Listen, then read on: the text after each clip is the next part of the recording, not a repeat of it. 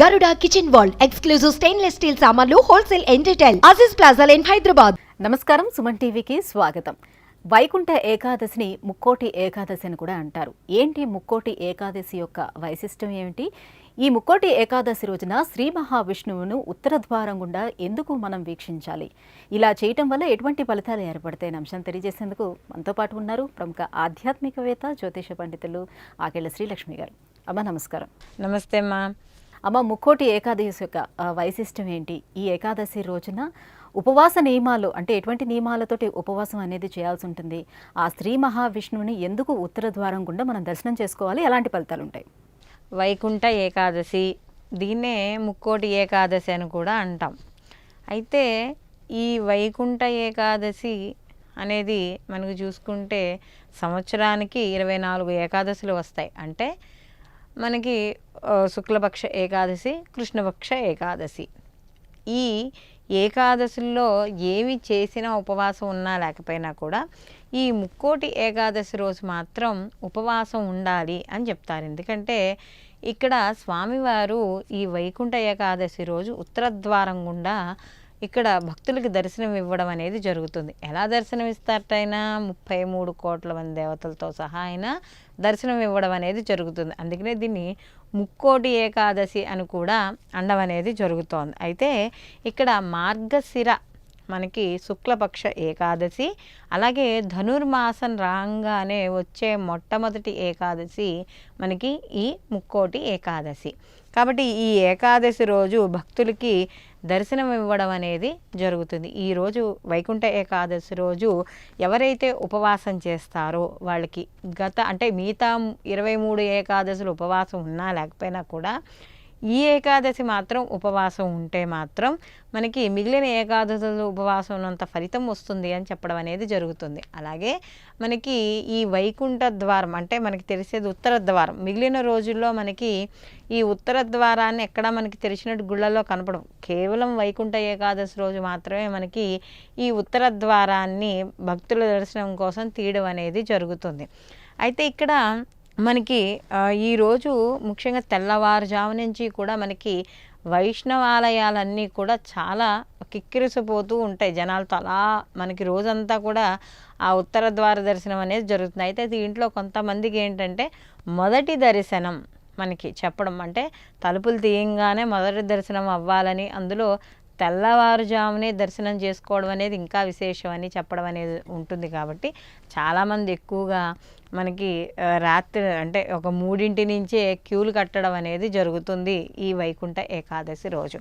అలాగే ఇక్కడ ముఖ్యంగా కూడా ఈరోజు చేసే ఉపవాసము, జాగరణ, జపము, అలాగే మానసిక పూజ, అర్చనలు, అభిషేకాలు, వ్రతాలు ఇవన్నీ కూడా ఎంతో ఉత్కృష్టమైన ఫలితాన్ని ఇవ్వడం అనేది జరుగుతుంది. ఎందుకంటే ఈ మనకి వైకుంఠ ఏకాదశి అనేది ఒక మార్గాన్ని చూపిస్తుంది, ఆధ్యాత్మిక మార్గాన్ని చూపిస్తుంది. మనకి ఉత్తరాయణ పుణ్యకాలం కూడా మనకి చెప్పడం అనేది జరుగుతుంది మామూలుగా అయితే ఈ ఏకాదశి రోజు నుంచి.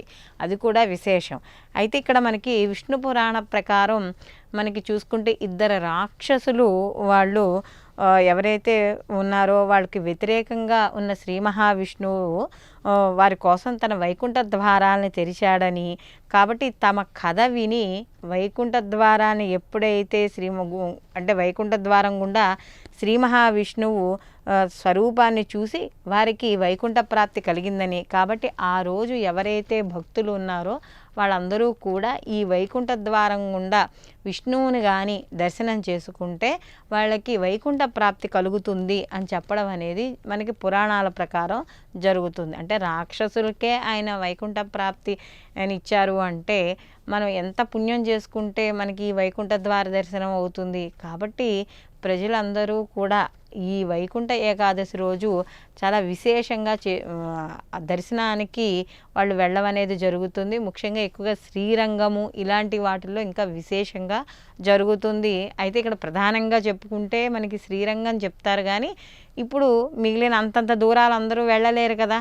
కాబట్టి ఏం చేస్తున్నారంటే అన్ని వైష్ణవాలయాల్లో కూడా ఈ యొక్క ఉత్తర ద్వార దర్శనం అనేది భక్తులకు దర్శనం ఇవ్వడం అనేది జరుగుతుంది.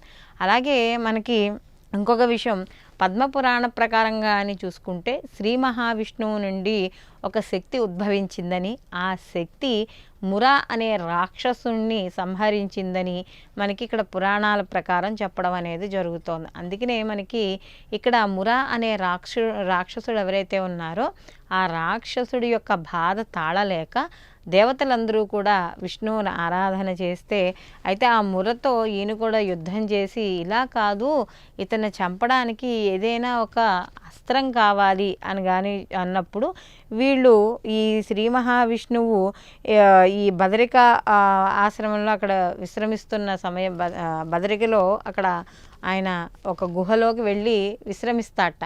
విశ్రమించినప్పుడు ఈ మురా అనే రాక్షసుడు విష్ణువుని సంహరించడానికి వస్తాడు. ఎప్పుడైతే ఆయన పడుకున్నప్పుడు ఆయన సంహరించడానికి వస్తాడో ఆయనలోంచి ఒక శక్తి ఉద్భవిస్తుంది.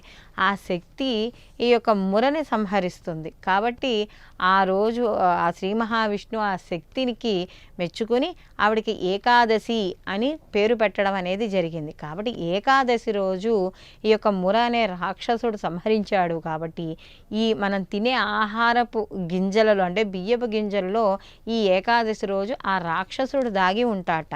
అందుకనే ఏకాదశి రోజు ఉపవాసం ఉండమని చెప్పేది. ఏకాదశి రోజు బియ్యం అదే మన అన్నం వండుకొని తినకూడదు, ఎందుకంటే అందులో రాక్షసుడు ఉంటాడు. రాక్షసుడు అంటే దేనికి? తామస గుణానికి వీటికి ఆయన ప్రతీక. కాబట్టి ఏకాదశి రోజు ఆహారము తినద్దు అనడానికి కారణం, విశేషమైన కారణం ఇది. కాబట్టి అంటే మనం ఏదైనా ప్రత్యక్షంగా అన్నం వండుకోవడం కానీ లేదా ఆ బియ్యాన్ని భిన్నము చేసి దానితో తయారు చేసిన ఎటువంటి పదార్థాన్ని కూడా ఈ ఏకాదశి రోజు తినకూడదు. ఆ రోజు సాధ్యమైనంత వరకు ఉపవాసం ఉండడం లేదా పళ్ళు, పాలు ఇలాంటివి పానీయాలు ఇలాంటివి తాగాలే తప్ప ఆహారాన్ని స్వీకరించరాదు అని చెప్పి మనకి పురాణ గాథ ద్వారా అర్థమవుతుంది. కాబట్టి ఈ వైకుంఠ ఏకాదశి రోజు అందరూ కూడా భక్తులందరూ కూడా ఈ యొక్క ఉత్తర ద్వారం గుండా ఆ శ్రీ మహావిష్ణువుని దర్శనం చేసుకుని ఆ రోజు ఇందాక మనం చెప్పుకున్న నియమాలు అవన్నీ కూడా పాటించుకుని ఇక్కడ మనకి ఏవైతే ధర్మబద్ధమైన కోరికలు ఉన్నాయో ఆ ధర్మబద్ధమైన కోరికలన్నీ తీర్చుకుని అంత్యమున మన యొక్క వైకుంఠ ప్రాప్తిని ఆ శ్రీ మహావిష్ణువు అందరికీ కలుగజేయాలని కోరుకుంటూ సర్వేజన సుఖినో భవంతు, లోకా సంస్థ సుఖినో భవంతు. అమ్మ ముక్కోటి ఏకాదశి యొక్క వైశిష్ట్యం ఏంటో తెలియజేసినందుకు ధన్యవాదాలు.